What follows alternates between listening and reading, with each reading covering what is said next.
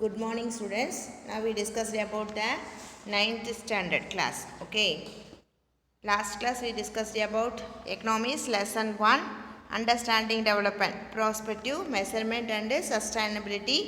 Today we continue the class 1.4 policies for sustainable development. Okay. Uses of non-conventional sources of energy.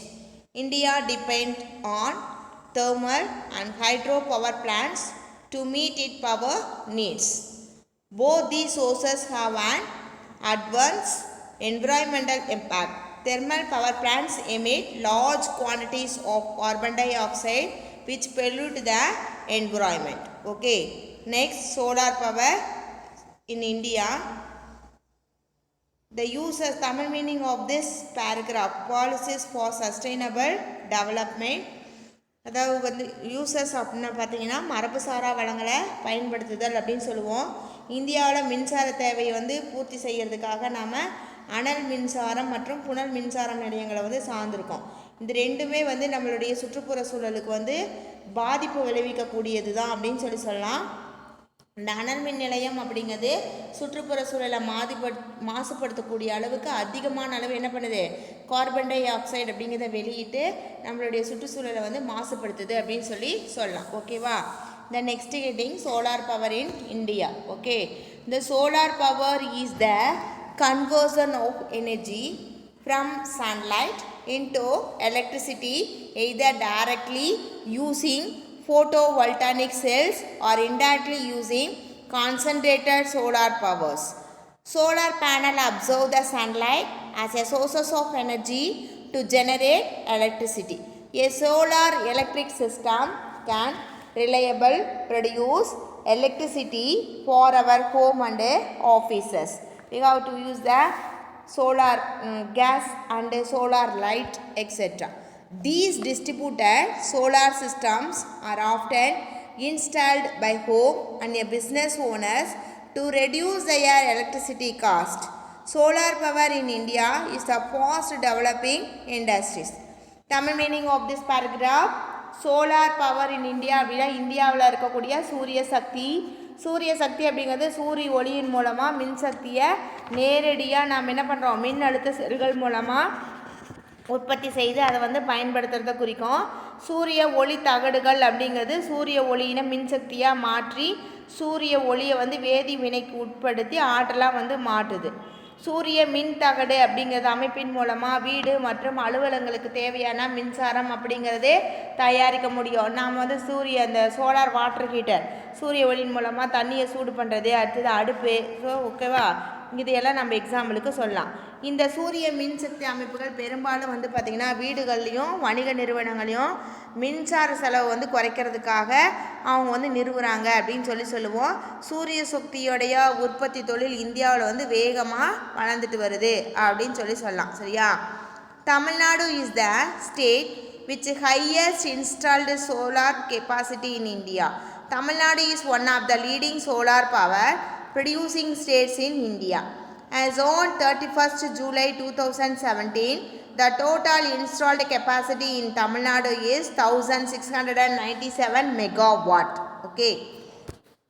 You see the picture, that is the solar power producer system. Okay.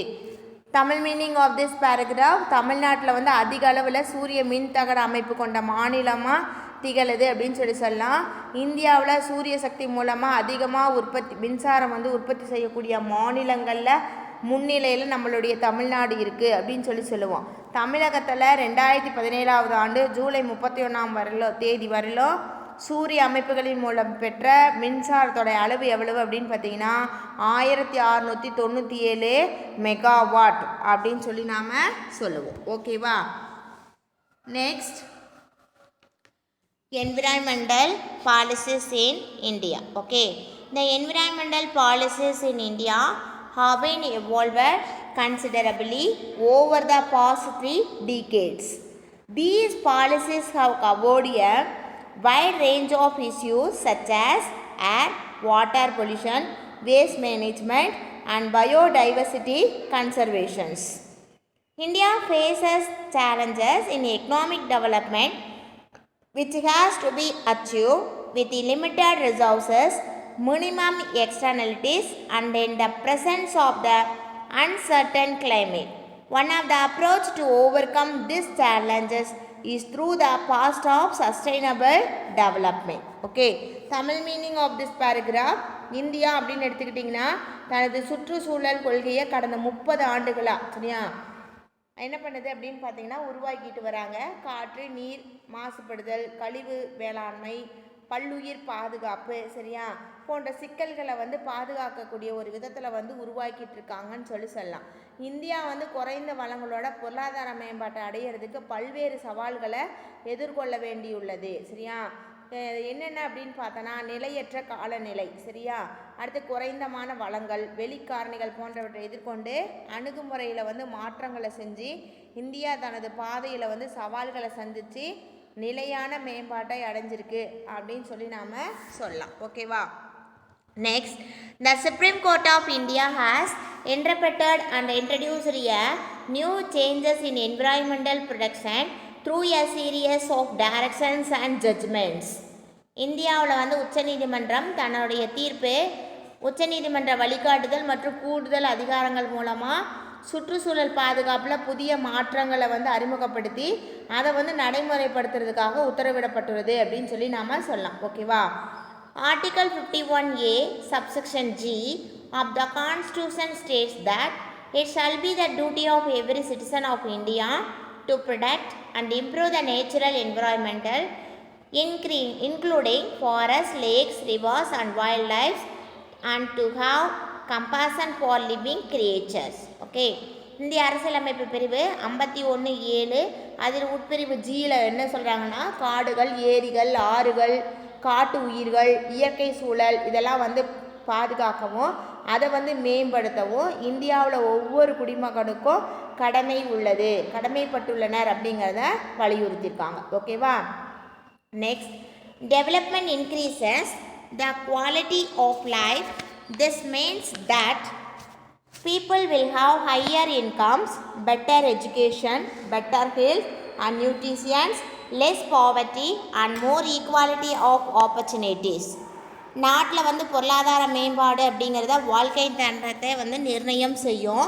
இதனுடைய பொருள் என்ன அப்படின்னு பார்த்தீங்கன்னா மக்களுக்கு அதிகமான வருமானம் கிடைக்கணும், திறமை மிக்க கல்வி, சிறந்த சுகாதாரம், ஊட்டச்சத்து, உணவு, வறுமையற்ற நிலை, சம வாய்ப்பு இதெல்லாம் அடிப்படையாக கொண்டு மக்கள் வாழ்கிறதுக்கு உண்டான சூழ்நிலையை வந்து நாம் ஏற்படுத்தி கொடுக்கணும்.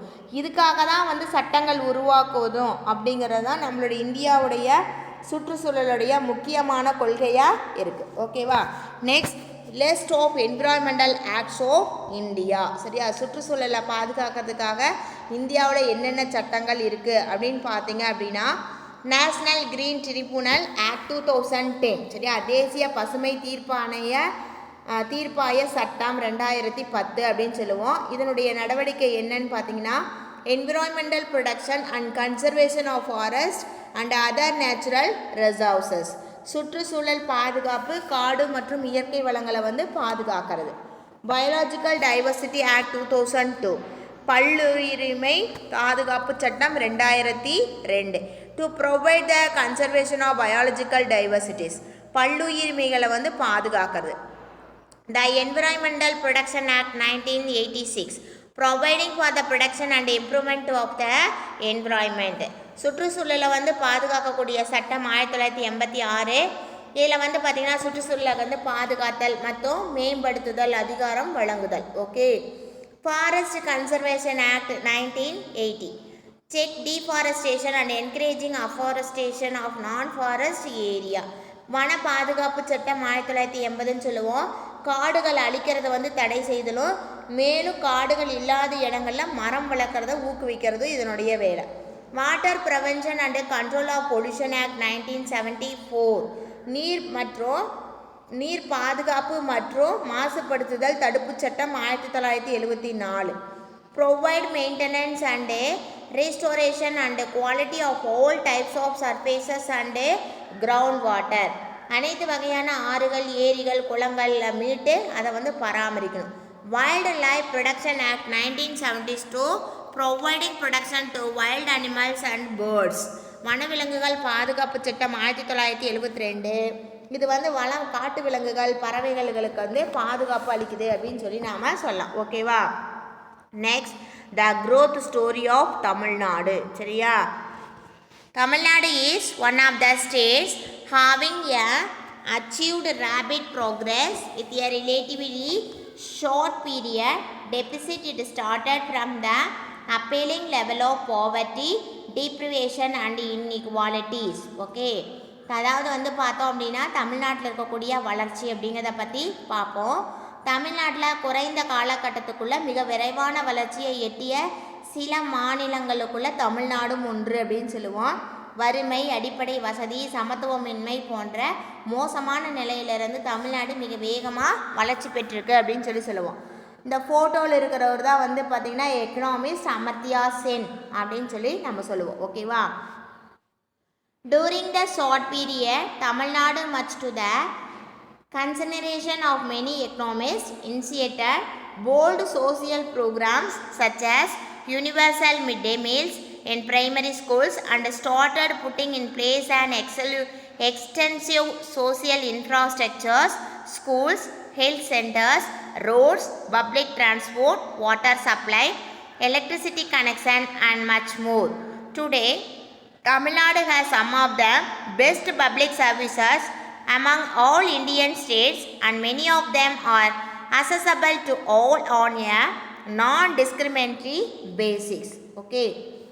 தற்காலத்தில் தமிழ்நாடு துணிச்சலான சமூக நலத்திட்டங்களை வந்து முன்னெடுத்து எல்லா ஸ்கூல்லையும் மதிய உணவு வழங்கும் திட்டம், சுகாதார மையம், சாலை வசதி, பொழுதுபோக்கு, பொது போக்குவரத்து, சரிங்களா, குடிநீர் வசதி, மின் இணைப்பு வழங்குதல் போன்ற பல திட்டங்களை வந்து செயல்படுத்திட்டு இருக்காங்கன்னு சொல்லி நாம் சொல்லலாம்.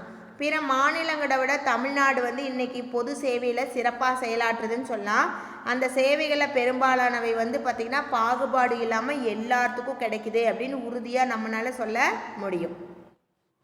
வளர்ச்சி பாதையை பொறுத்தவரையிலும் வந்து பார்த்தோம் அப்படின்னா தமிழ்நாடு, கேரளா, இமாச்சல் பிரதேஷ் அப்படிங்கக்கூடிய 3 மாநிலங்களும் பொதுவாக வந்து ஒற்றுமைகள் அப்படிங்கிறது காணப்படும். சரியா? Last but not least, there is no evidence that the cultivation of human capability has been at the cost of conventional economic success such as fast economic growth. Tamil Nadu has some of the highest per capita incomes and lowest poverty rate among all Indian states. Economic growth in turn enabled these states to sustain and consolidate activity social policies. This is an important example of the complementary between economic growth and public support. Okay. இறுதியாக ஒரு முக்கியமான ஒன்று, மனித திறன்களை வந்து பயன்படுத்தாமல் இந்த விரைவான வளர்ச்சியை வந்து பொருளாதார வளர்ச்சியை வந்து எட்ட முடியாத பெரும்பாலான இந்திய மாநிலங்களை விட மனித திறன்களை பயன்படுத்தி தமிழ்நாட்டில் வந்து தனிநபர் வருமானம் அதிகமாகுதுன்னு சொல்லுவோம். வறுமை நிலையில் வந்து பெரும்பாலான மாநிலங்களோட ஒப்பிடும்போது தமிழ்நாட்டில் வறுமை அப்படிங்கிறது கொஞ்சம் குறைவாக இருக்குன்னு சொல்லலாம்.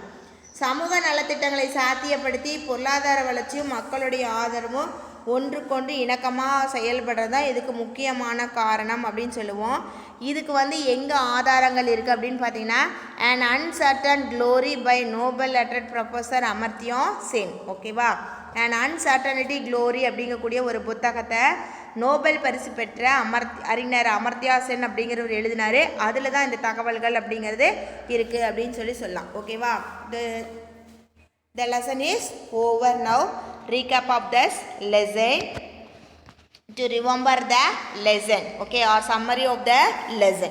Development. What is meaning by development? Development refers to the progress of a particular field or a particular person. Okay. மேம்பாடு அப்படிங்கிறது ஒரு குறிப்பிட்ட துறையில் அல்லது ஒரு குறிப்பிட்ட நபருடைய வளர்ச்சியை குறிக்கும். What is mean by economic development? Economic development means overall growth of all sectors of the economy. பொருளாதார மேம்பாடு அப்படிங்கிறது பொருளாதாரத்தில் அனைத்து துறைகளுடைய ஒட்டுமொத்தமான வளர்ச்சி. The major indicator of economic developments are per capita income, net national product, purchasing power parity and human development index. நிகர நாட்டு உற்பத்தி, தலா வருமானம், வாங்கும் திறன் சமநிலை, மனித வளர்ச்சி குறியீடு, இதெல்லாம் பொருளாதார மேம்பாட்டுடைய குறியீடுகளை நாம் சொல்லலாம். Human resource is necessary for the progress of any country. எந்த ஒரு நாட்டுடைய மேம்பாட்டுக்கும் மனித வளம் அப்படிங்கிறது முக்கியமான ஒன்று. Sustainable development means development should take place without damaging the environment and preserve it for the future. நிலையான பொருளாதார மேம்பாடு அப்படிங்கிறது தற்போது இருக்கக்கூடிய சுற்றுச்சூழல் மற்றும் முன்னேற்றத்தை சேதப்படுத்தாமல் செயல்படுத்தணும். அதே நேரத்தில் எதிர்கால சந்ததிக்காக அந்த வளங்கள் அப்படிங்கிறதும் பாதுகாக்கப்படணும் அப்படின்னு சொல்லியிருக்காங்க. ஓகேவா? The Wildlife Protection Act 1972 is aimed at protection of wild animals and birds. வனவிலங்குகள் பாதுகாப்பு சட்டம் 1972 படி காட்டு விலங்குகள் மற்றும் பறவைகளுக்கு பாதுகாப்பு அப்படிங்கிறது அளிக்குது. Thermal power plants emit large quantity of carbon dioxide which is harmful to the environment. அனல் மின் நிலையம் சுற்றுச்சூழலை மாசுபடுத்தக்கூடிய அளவுக்கு அதிக அளவுக்கு கார்பன் டை ஆக்சைடு அப்படிங்கிறத வெளியிட்டு நம்மளுடைய சுற்றுப்புற சூழலை மாசுபடுத்துது அப்படின்னு சொல்லலாம். ஓகேவா? The class is over now and also lesson is over. Okay. Thank you students. Thank you one and all. The lesson prepared by Rajamani, Sri Vidya Bharati Metric Higher Secondary School, Sakarampalayam. Thank you students. Thank you one and all.